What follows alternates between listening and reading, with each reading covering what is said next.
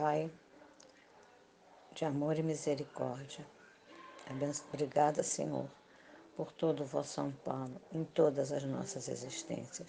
Sempre tivemos a vossa misericórdia, o vosso amparo ao nosso lado. Principalmente neste momento de tanta dor, tanto sofrimento, tanta angústia, mas o Senhor nunca nos abandonou, nem nunca nos abandonará. E neste momento, Senhor, eu tenho certeza que o vosso amparo está sobre a casa de conselheiro para mais um estudo da noite de hoje, abençoando a todos, amparando, protegendo e amparando ao nosso expositor da noite de hoje. Que a vossa luz e o vosso amparo abençoe a todos. Boa noite, meus irmãos. Estamos aqui mais uma noite reunidos nessa caravana de amor e hoje nós vamos estudar o Evangelho segundo o Espiritismo, dando continuidade ao capítulo 24, hoje precisamente o item 10. Não vades ter com os gentios. Antes de nós entrarmos propriamente dito no item 10, eu trouxe para a gente aqui Caibar, que vem nos falando no livro Parábolas e Ensino de Jesus.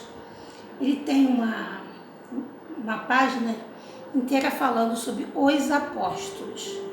Por que eu trouxe isso?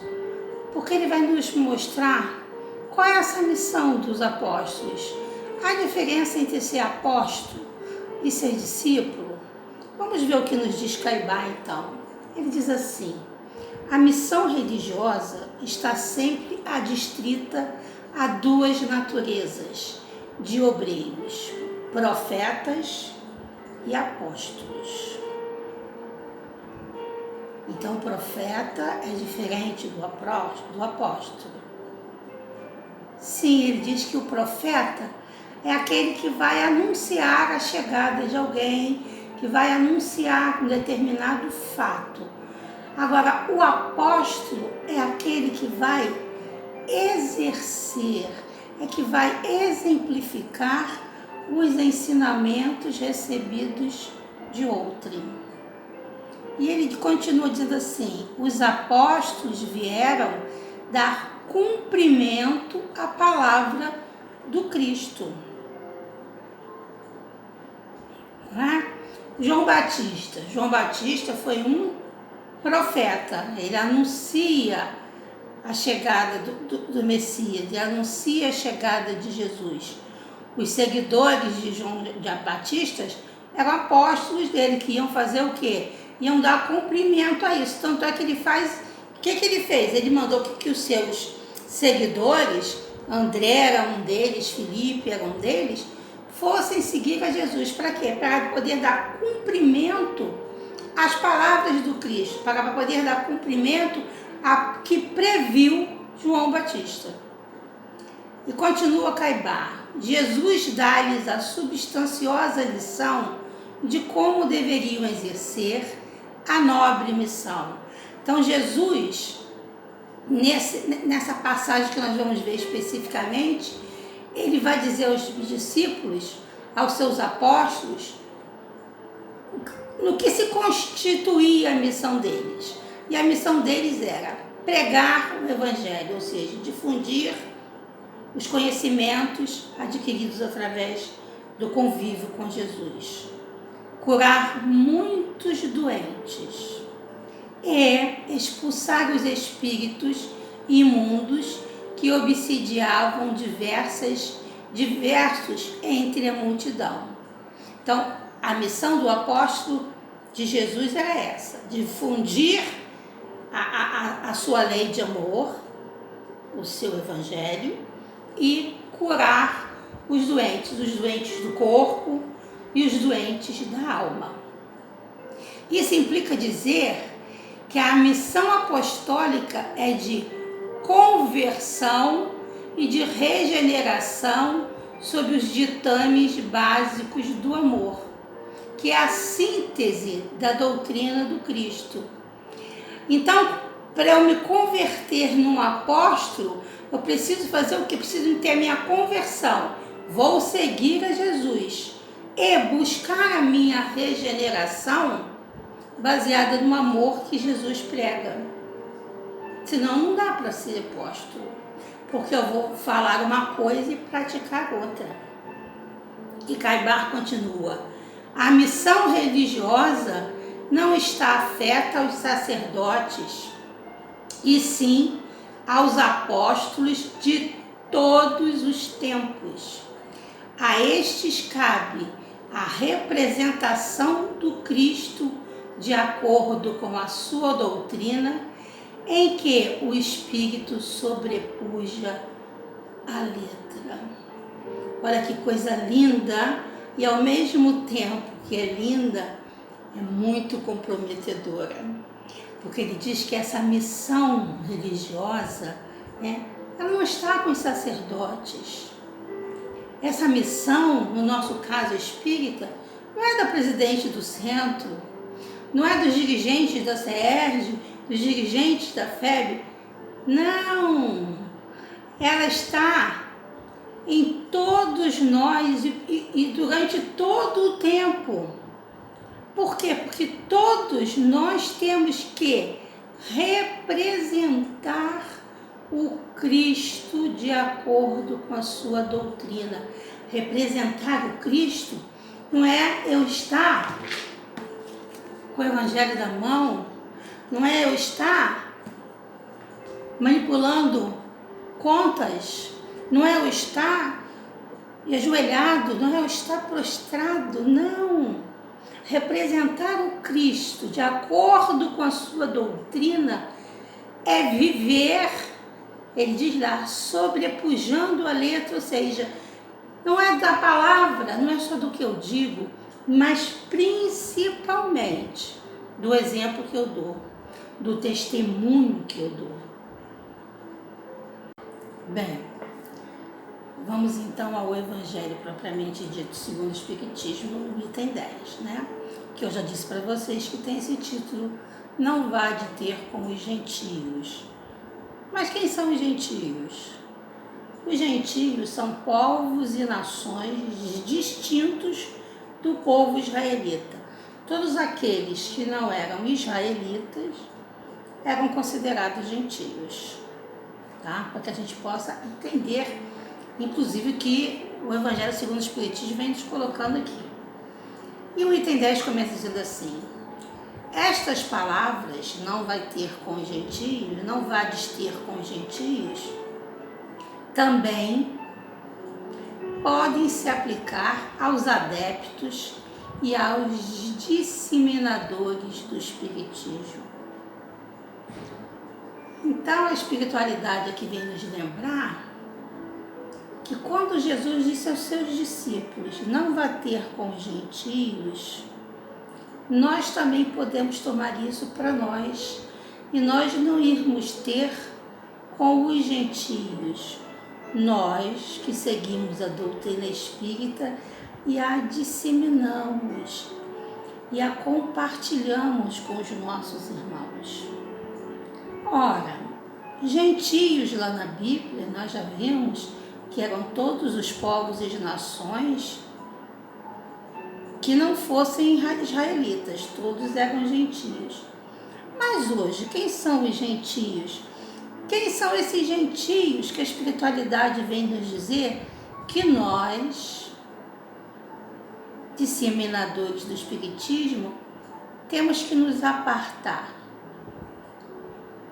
Já pensaram nisso? E eles continuam.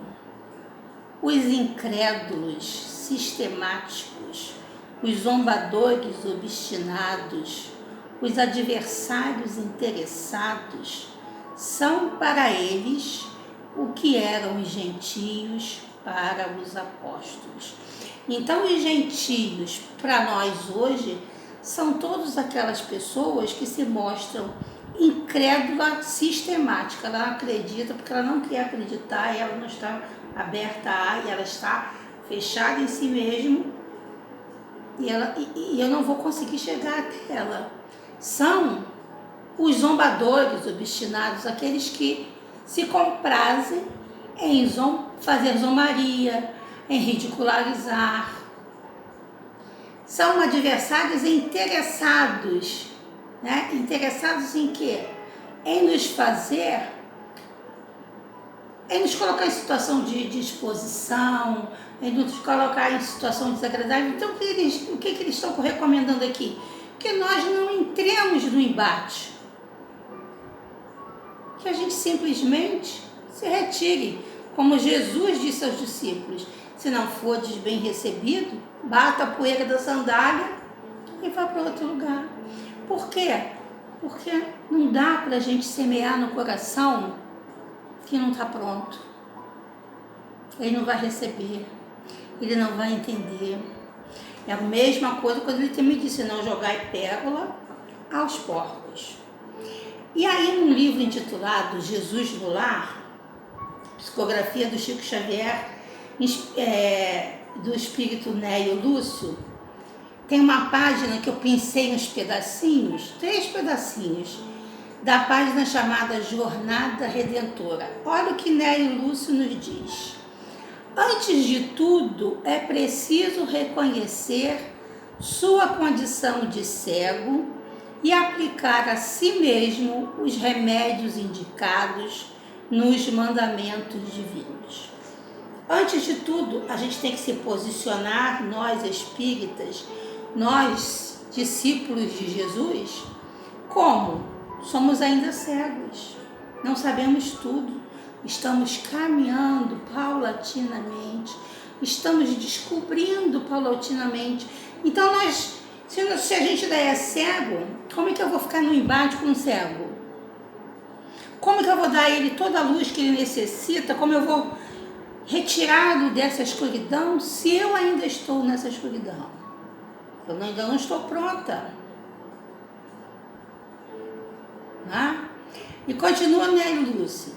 Alcançando o conhecimento, apesar da zombaria de tantos que o rodeiam em posição de ignorância, é compelido a marchar por si mesmo, e sozinho quase sempre, no escuro vale terrestre para o monte da claridade divina, aproveitando todas as oportunidades de servir, indistintamente, ainda mesmo aos próprios inimigos e perseguidores.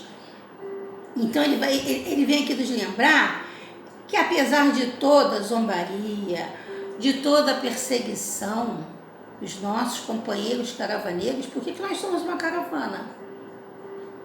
Porque os médiuns, porque os seguidores do espiritismo, eles eram perseguidos, eles eram fichados na polícia, não podia ter casa aberta. Cada reunião era de uma casa.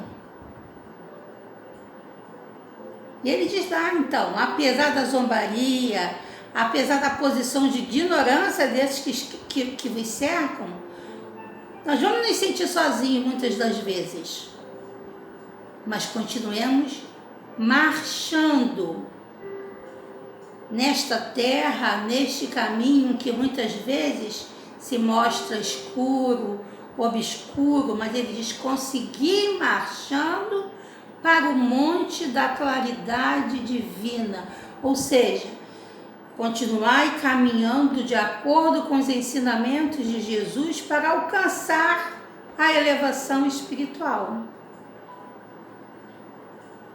Como fazer isso? Ele dá a receita lá. Aproveitando todas as oportunidades de servir, até mesmo aos inimigos e perseguidores. E muitas das vezes, a oportunidade de servir a esse que está a fim de zombaria, que não quer ouvir, é calar. Porque se eu partir para o embate, eu vou fazer com que esse irmão, de repente, cada vez se comprometa mais. Não é o nosso papel fazer se comprometer. Então, a gente se retira, deixa que ele prossiga o caminhar dele, o pensar dele, e no momento certo, ele vai perceber, ele vai deixar a sua razão falar. E no último trecho que eu pensei de Nélio Lúcio, ele diz: quando o seguidor do bem compreende o dever de mobilizar todos os recursos da jornada em silêncio, sem perda de tempo, com reclamações e censuras que somente denunciam inferioridade, então estará em condições de alcançar o reino, dentro do menor prazo, porque viverá plasmando as próprias asas para o voo divino, usando para isto a disciplina de si mesmo e o trabalho incessante pela paz e alegria de todos. Gente, isso é maravilhoso. Cada vez que a gente estuda, a gente se encanta mais. Eu, pelo menos, me encanto cada vez mais, né?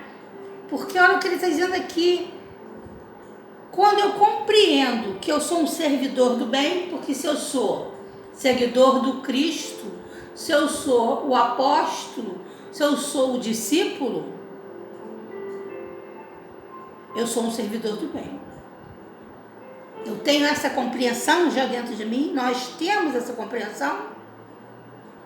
Se eu tenho essa compreensão já, se eu estou convicto do meu papel aqui nessa existência, eu tenho que fazer então o quê? Mobilizar todos os recursos que eu tenho para em silêncio, sem ficar me lamentando porque estão zombando, porque não me aceitam, porque não me entendem, continuar caminhando, continuar fazendo bem, me disciplinando, me modificando e aí plasmando as asas que vão me levar para o mais alto, me levar para a proximidade com o Cristo. Retornando ao Evangelho segundo o Espiritismo, a espiritualidade maior nos diz assim, que pois o exemplo destes procurem primeiramente fazer prosélito entre os de boa vontade, entre os que desejam luz, nos quais um germe fecundo se encontrará. Ué, Regina, o Espiritismo faz prosélito? Teoricamente, não. Nós não vamos para as praças, nós não vamos para as feiras chamar as pessoas, mas nós fazemos prosélito à medida que a gente está fazendo um vídeo, divulgando um estudo. Mas só vai assistir esse vídeo, só vai continuar assistindo, se interessando pelo estudo, aquele que estiver o quê?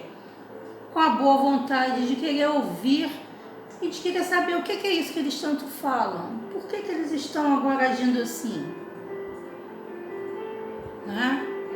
E ele vem pedindo para isso, que a gente tenha essa atenção. Fale para aquele que está com a boa vontade, aquele que deseja saber.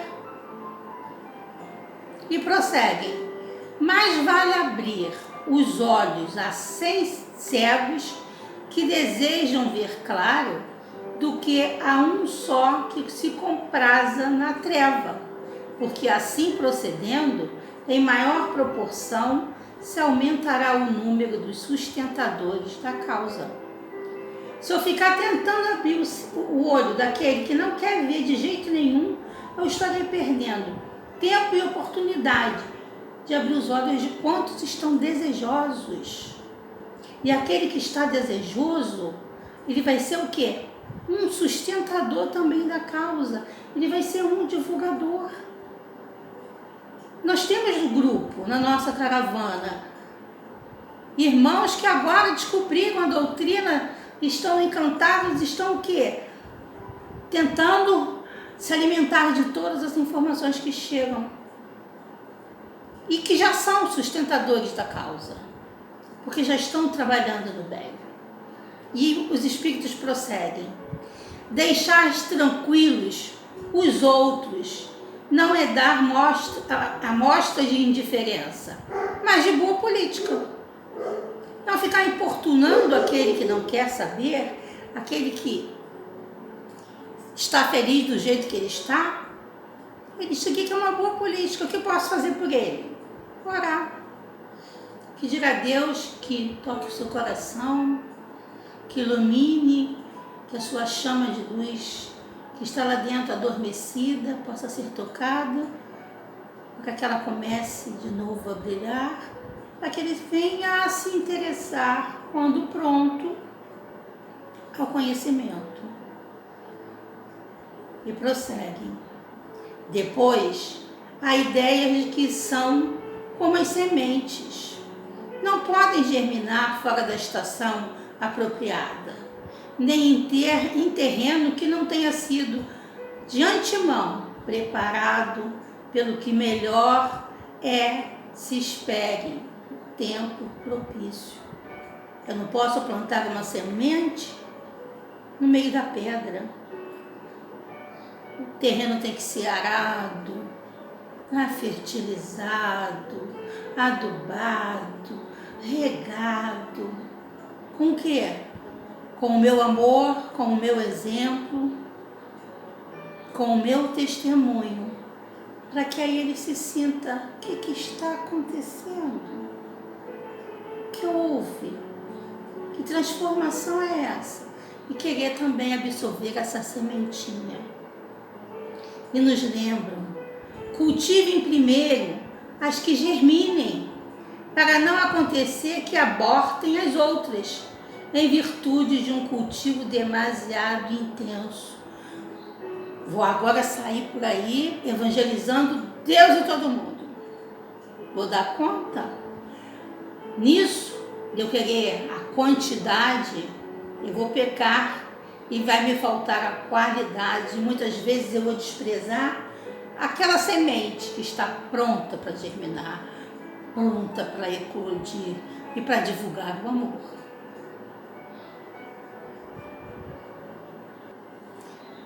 No livro da Esperança, de Emmanuel, psicografia de Francisco Cândido Xavier, tem uma página intitulada Estudo Íntimo.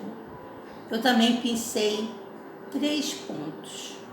No primeiro nos diz assim: muitas vezes perguntamos-nos por que teremos sido convocados à obra do Evangelho, se por enquanto somos portadores de numerosas fraquezas e de moléstias morais. Contudo, vale considerar que assim sucede justamente por isso, porquanto Jesus declarou francamente não ter vindo à Terra para reabilitar os sãos.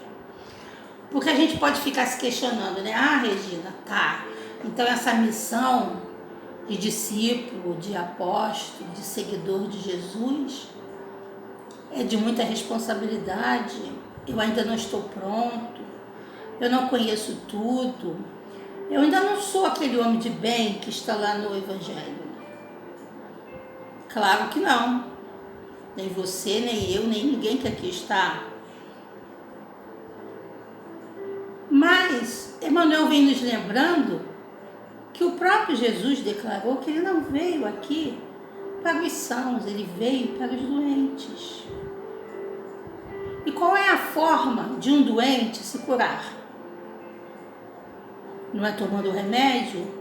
Não é passando pelo tratamento? Não é suportando os exames? É exatamente isso que ele vem nos lembrando aqui.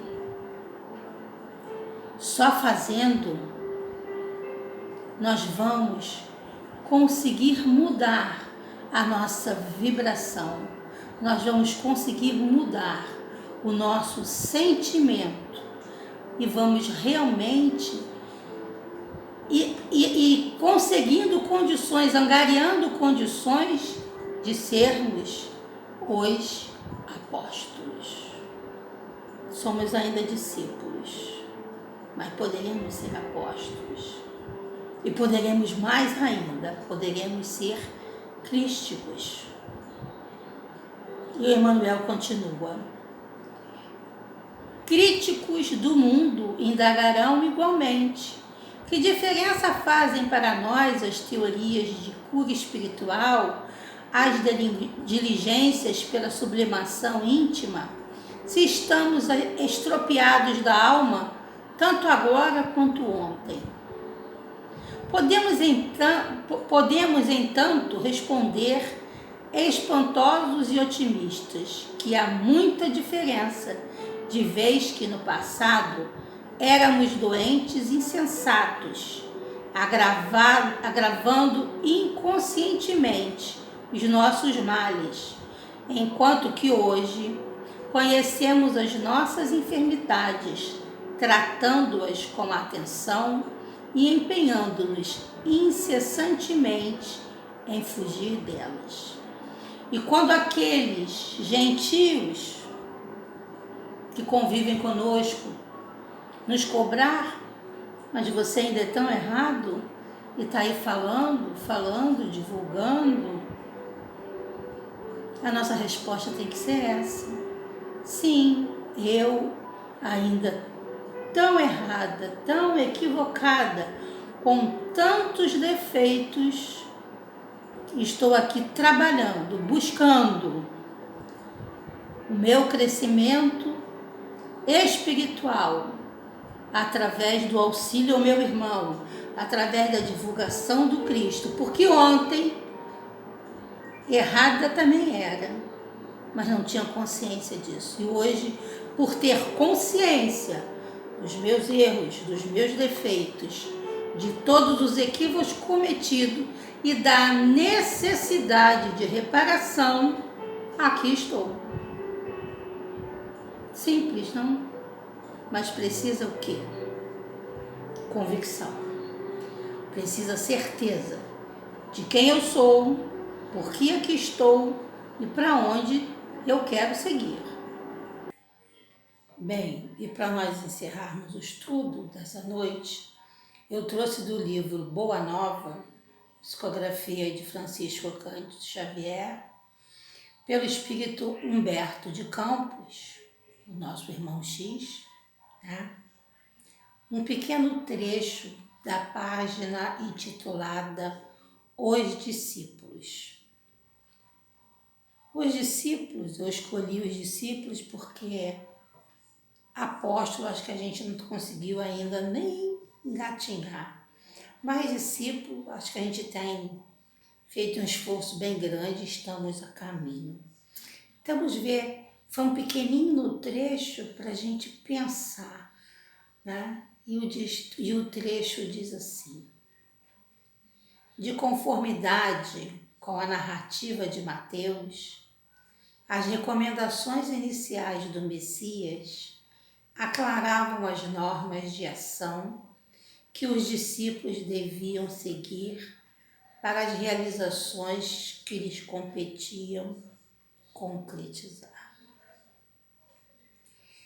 Então, Humberto de Campos vem nos lembrando que nesta passagem de Mateus, Jesus estava ali colocando todas as normas, item a item, que os discípulos deveriam praticar, deveriam seguir para realmente se tornarem os apóstolos, aqueles que põem em ação o aprendizado. E aí eu fiquei me perguntando, temos seguido essas recomendações, já que o livro do Evangelho segundo o Espiritismo, neste item 10, diz que esta passagem também se refere a nós espíritas, a nós hoje. Temos seguido as recomendações de Jesus? Estamos realmente encarando todo o aprendizado que recebemos, todas as bênçãos que recebemos através da doutrina de amor de Jesus, da doutrina dos Espíritos, e pondo em prática? Estamos seguindo o nosso caminho rumo ao bem, rumo ao crescimento moral nosso, dos nossos irmãos? Vamos esta noite nos questionar. Temos seguido as recomendações de Jesus.